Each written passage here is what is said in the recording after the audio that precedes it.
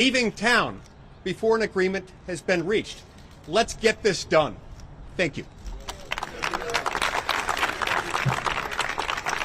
It's now my pleasure to introduce Representative Dusty Johnson from the great state of South Dakota. Mr. President, for 97 days you refused to negotiate with the Speaker. For 97 days you underestimated the unity and the resolve of this conference. For 97 days you assumed that ignoring this problem would make it go away. Now, we can't get back the squandered 97 days, but more concerning, sir, is the fact that you don't appear particularly committed to using the 13 days that we have left. Mr. President, cancel your trip to Japan. Stay at the table. Acknowledge the resolve of this team on these stairs and accept the fact that we must change how this town spends money.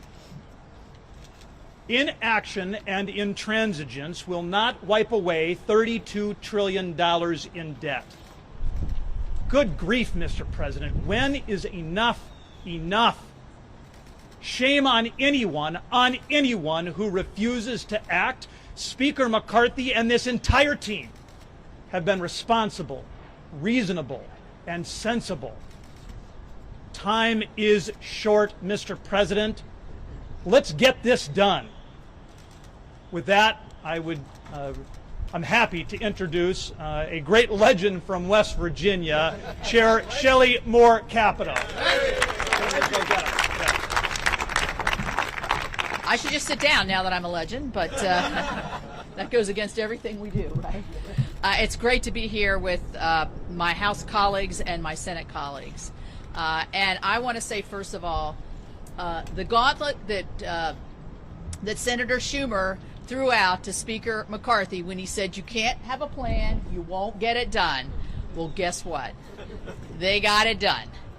And they have the only plan that we see that raises our debt limit, but also responsibly brings in fiscal sanity. Plain and simple, the president, who prides himself on being such a great negotiator, has refused to negotiate for 97 days. And so here we are on the brink of a Biden default. And I think we saw the helicopters going across here. I said, I think he's leaving now to go to Japan. I'm like, stop. You know, we have an obligation here. We have an obligation to the people that we represent. We have an obligation to ourselves as responsive legislators, to do the right thing. And the right thing was to get into the room. And as Dusty said, you can't go back and find those 97 days again. But it's time now for the president to get serious, to have fiscal responsibility, fiscal sanity. And I can tell you, I know it's hard to rein in the cats on the House side. It's really hard to rein in the Republican cats on the Senate side. And we are united behind our House colleagues. They did a magnificent job of showing strength, of showing a plan, of showing a common sense, plain and simple way to answer the great challenge of the fiscal situation that we find ourselves in. So I have full confidence that the negotiators in the room are going to be able to work this out with the Speaker leading the way. And I've heard Leader McConnell say more than a few times, this is not an unusual exercise to negotiate the debt limit, to have fiscal responsibility as a part of that. We've done it many times in the past, and we have to do it this time again. And I would like to introduce Representative Chip Roy from the great state of Texas.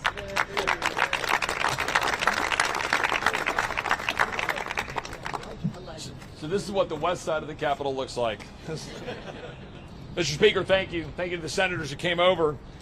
After months of saying he would not, President Biden now has done what we all knew he would do: sit down and negotiate with Speaker McCarthy and the representatives of the people. This is not surprising, because Americans saw Republicans pass a common sense, responsible fiscal path forward for America and realized that the only person talking about default is President Biden. Now the president says we must trade away all but perhaps the most basic of reforms that we passed in the bill. But throughout his posturing, the president has failed to realize the most fundamental and important truth.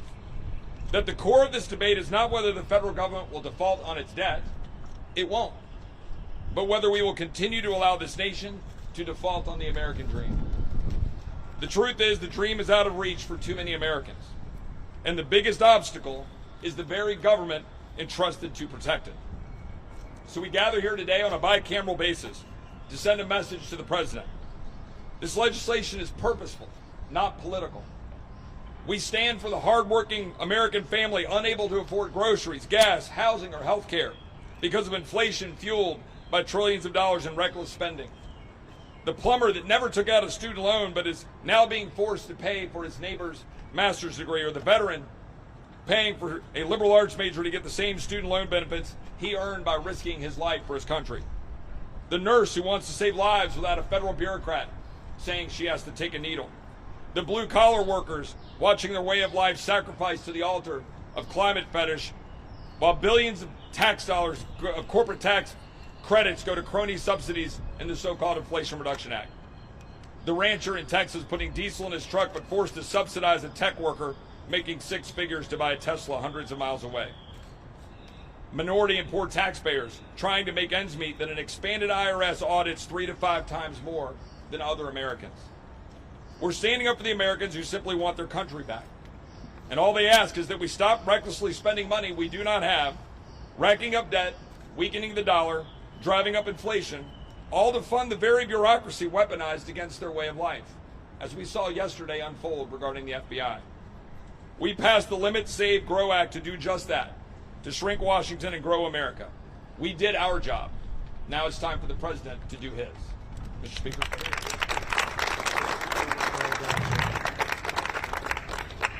I'm so honored with the people behind me. You know, the president, 105 days ago when I sat with him, said he wouldn't negotiate. America's too great to have such a small, petty idea as that. Americans believe you should talk. We wanted to talk the entire time. But when he refused to take action, we did take action. We took action for the American public.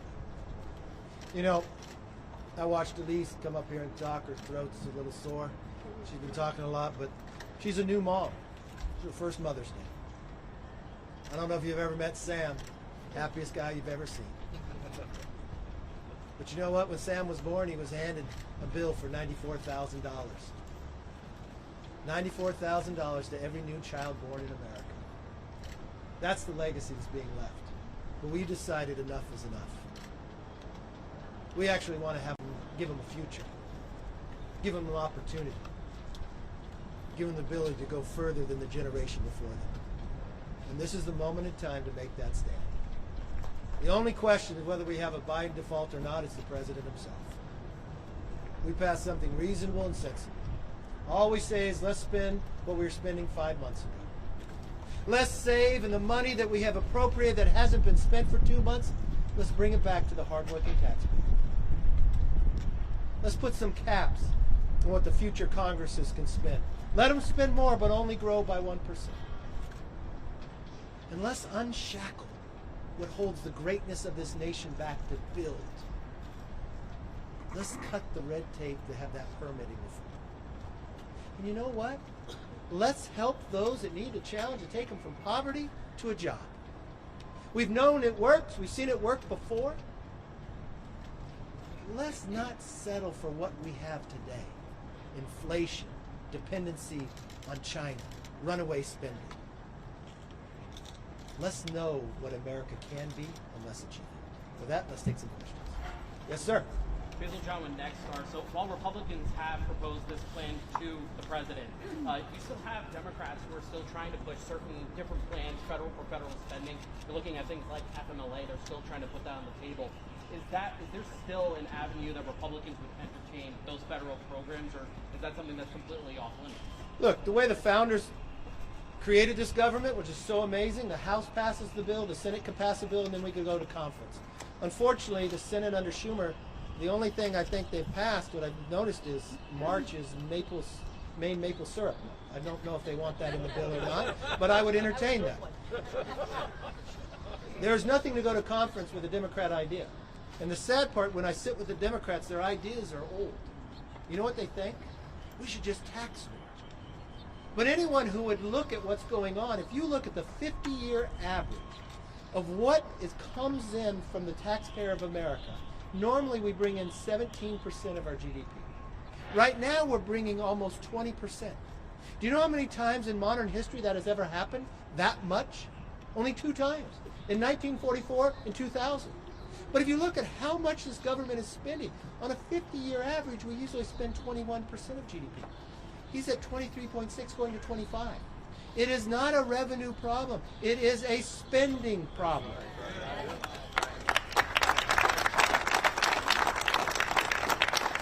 And anytime you want to talk about, these are the people that are defending Social Security and Medicare. Because the Congressional Budget Office says if we go the course that President Biden wants us to go today, 3 trust funds go insolvent in the next 10 years. Never in the history of America have we ever seen a 10-year window like that. Social Security, Medicare, and the Highway Trust Fund. Do you know what happens then? They automatically get cut by more than 20%. Mr. President, stop hiding. Stop traveling somewhere else. America wants an American president focused on American problems, finding American solutions. We have them here for you.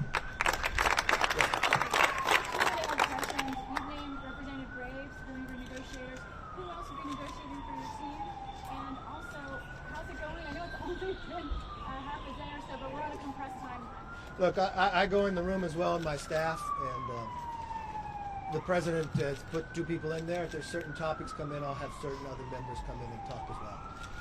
The difficult part here is the timeline. We didn't act based upon what Yellen said, because she says this was months later. We acted because we never wanted to be here. This is the worst way to govern. And I hope the American people see that the Republicans in the House do not ignore problems. The Republicans in the Senate want to take it up, but Schumer won't allow it. We take action and find solutions, and that's the way we want to go. Yes, ma'am. I heard you say just a minute ago he keeps going places. Senator Capito said she wanted to stop the helicopters, the planes when she heard him. Do you all honestly think that President Biden should not attend the G7? Look, he's the President of the United States. He's a grown man. He can make a decision where he wants to go. And he can travel any place he wants. The only thing I know, if you thought for the last 97 days you were never going to negotiate, what are your priorities? I think America wants us to solve American problems first. He can decide whatever he wants to do. Mr. Speaker, thank you. House Democrats just put forth a discharge petition today. Do you feel that undermines the negotiations? Well, I don't think it's going anywhere, for one. Secondly, you're sitting here with senators who have 45 who signed it's not going to do it. So is that even sensible? Is that even being productive? Is that even reasonable? Is that responsible? It seems to me that would be playing into a Biden default. I think America public is tired of those political games. You know, when we devised our bill, it wasn't a bunch of Republicans saying, let's just give these Republican ideas. When we talk about work requirements, Senator Biden voted for that. President Clinton signed it into law. We watched every study after the fact take people from poverty and provide a job for them. So we saw Americans lifted up. We saw welfare rolls drop. We saw more people have houses. More people could afford to send their kids to college. We saw the positive there. When we thought about, what about limiting the growth of government in the future years, we didn't say we had to cut every year. We saw a Democrat Senator Manchin propose a 1% growth each year. We tried to grab things that both sides, even if they wouldn't talk to us, let's put something together to make sure it's reasonable. I will tell you, if it was Chip Roy and Dusty and I sitting in a room and we were going to draft something that we said just we want, it would have looked different. But we wanted to be reasonable and sensible. Does the American public think it's wrong if we simply saying, let's spend what we spent 5 months ago? But every moment I've spent with the president, he doesn't want to go there. He does not want to go back $1. I didn't ask him, what is finally the number? Is it $40 trillion in debt? How much before you say, let's stop borrowing from China and not looking at places that we're wasting our money? Every household does that, and we should do it too. Yes, sir. What was it about Representative Graves that made you choose him as your chief? Well, I've watched Congressman Graves. He's been appointed to our leadership table, and he's worked with all the different groups, and he's really been the individual that helped bring people together in crafting the bill itself of Limit, Save, Grow. So he has a clear understanding of where members are. So when you're sitting in that room, I didn't want to put somebody in that room get upset. He is a former staffer. He's a former member working in government. He understands policy. Many people would call him a policy wonk. But at the same time, my staff is in there with him as well. So we want as many voices and many understandings of where the bill went and what we would like to see for a conclusion.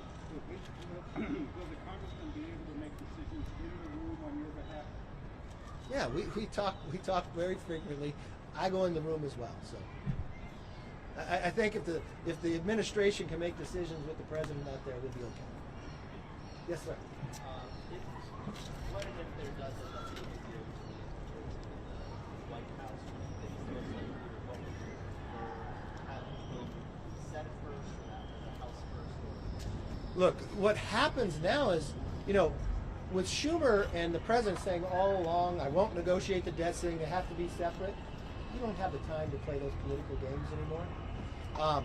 It takes so many days to get through the Senate, so many days through the House. We have a 72-hour rule, which I'm not going to break. I think the American public and all the members should have 72 hours to read what we end up with, if we're able to end up with it. I think the House should go first, and we can send it to the Senate. I know that the Senate, I guess, is out of session, but I'm sure they'll come back. Yes, sir. President Biden just said he's confident the bill will get paid, but he also said on work requirements he'd accept not anything of any consequence.